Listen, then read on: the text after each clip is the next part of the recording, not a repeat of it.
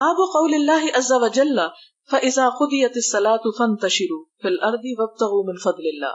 باب اللہ تعالیٰ کا فرمانا کہ جب جمعہ کی نماز ہو جائے تو زمین میں پھیل جاؤ اور اللہ کا رزق تلاش کرو. اس سے کیا پتہ چلتا ہے کہ جمعے کے دن نماز کے بعد عبادت کے بعد دنیا کے کام کاج کرنا منع نہیں ہے. حدثنا سعید بن ابی مریم قال حدثنا ابو غسان قال حدثني ابو حازم عن سهل بن سعد قال كانت فينا امرأة تجعل على اربعاء في مزرعة لها سلقا.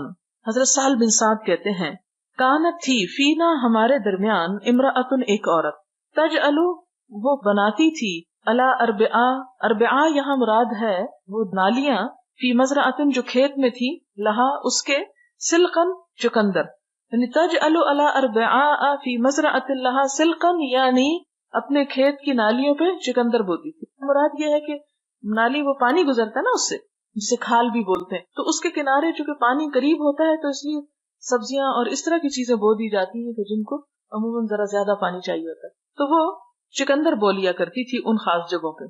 فکانت اذا کان یوم الجمعہ تھی تو پھر جب جمعے کا دن ہوتا تنزع نکالتی اصول جڑیں السلقی چقندر کی فتجعلہ تو رکھتی ان کو فی قدر ہنڈیا میں ثم تجعل پھر ڈال دیتی علیہ اس پر قبضتاً ایک مٹھی من شعیر آٹے کی تطحنها جس کو وہ خود پیستی تھی فتکون تو ہو جاتی اصول السلق چقندر کی جڑیں ارکہ اس کی بوٹیاں یعنی وہ بوٹیوں کی جگہ ہو جاتی.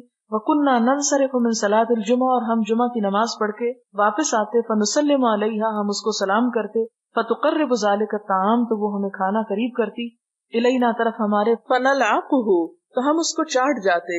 وکننا نتمنا اور ہم تمنا کیا کرتے تھے یوم الجمعۃ لطعامها ذالک جمعے کے دن کی اس کے اس کھانے کی وجہ سے.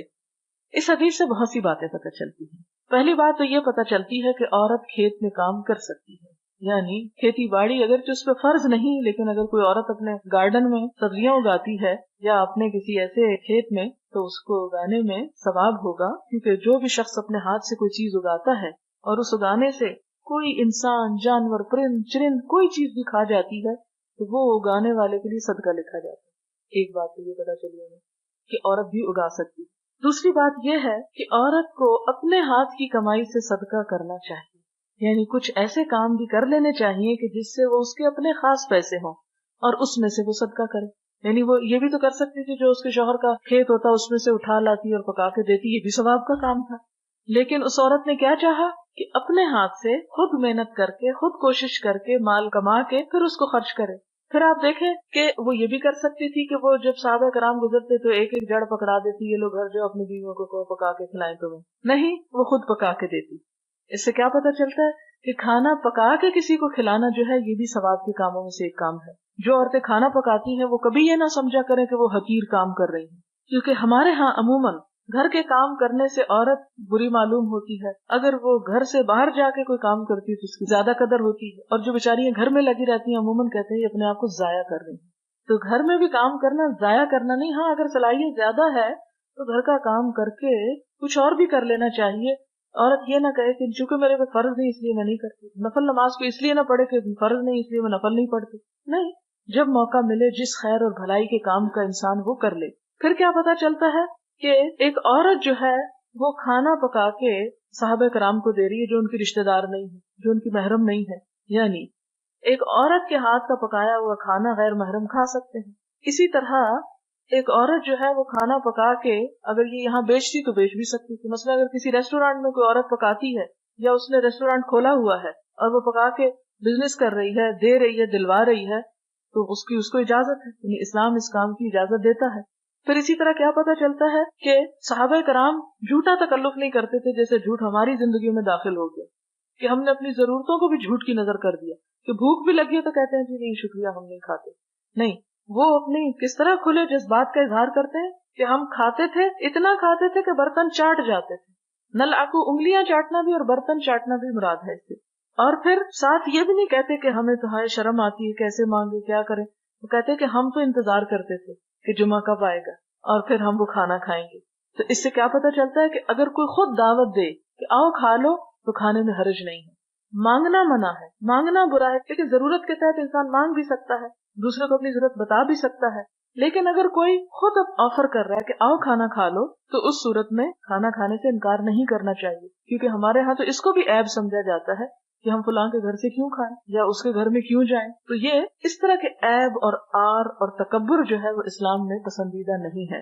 بلکہ اگر کوئی چھوٹی موٹی چیز بھی آفر کر دے، اب یہ کہ بیچاری کے پاس گوشت نہیں تھا لیکن سبزی تھی، تو سبزی کا سوپ کس طرح بناتی تھی کہ سبزی اس میں موٹی موٹی ہوتی تھی اور اس میں آٹا ڈال کے اس کے شوربے کو گھنا کر لیتی، تو وہ کہتے ہیں کہ وہ شوربہ ہوتا اور ساتھ اس میں جو جڑیں تھی وہ یوں محسوس ہوتی جیسے ہم بوٹی کھا رہے ہیں، اور وہ اس کو شوق سے کھایا کرتے تھے. تو یعنی ایک حدیث میں بہت ساری حکمت کی باتیں ہیں، لیکن افسوس کہ یہ سارے طریقے ہم سے بالکل ختم ہو کے رہ گئے.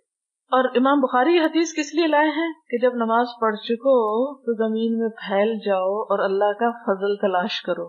اگر فضل سے مراد یہاں کیا ہے، وہ عورت کا پکا پکایا کھانا آفر کرنا، یہ فضل ہے، اس کو انسان کھا سکتا ہے، لے سکتا ہے، اور اسے اللہ کا فضل سمجھ کے لے لینا چاہیے. اور اس میں آتا نا ایک حدیث میں جیسے کہ ایک دفعہ حضرت عمر رضی اللہ تعالیٰ عنہ کو حضور نے کچھ دیا تو آپ نے اس کو لینے سے انکار کیا، تو آپ نے کہا کہ نہیں، انکار نہ کرو، جب بغیر مانگے تمہارے پاس کوئی چیز خود آ جائے تو فخذہ، اس کو لے لو، فتمولہ، اس کو اپنا مال سمجھو، لیکن بغیر اجازت نہیں لینی چاہیے، اور مانگ کے ہاتھ پھیلا کے بھیک مانگنا جو ہے وہ ناپسندیدہ ہے. لیکن اگر کوئی چیز اللہ کی رحمت یا فضل کا حصہ ہے تو اس میں جھوٹا تکلف جو ہے وہ ناجائز ہے. حدثنا عبداللہ بن مسلمة قال حدثنا ابن ابی حازم عن ابیہ عن سہل بہذا وقال ما كنا نقیل ولا نتغدى الا بعد الجمعہ. صحابہ کرام کیا کہتے ہیں کہ ہم قیلولہ نہیں کرتے تھے اور کھانا نہیں کھاتے تھے مگر جمعے کی نماز پڑھ کے، یعنی جمعے کے دن جمعہ پڑھ کے کھانا اور قیلولہ ہونا چاہیے. اور عام دنوں میں جیسے گرمی وغیرہ ہے تو کھانا کھا کے تھوڑا آرام کر کے بھی ظہر کی نماز پڑھی جا سکتی ہے.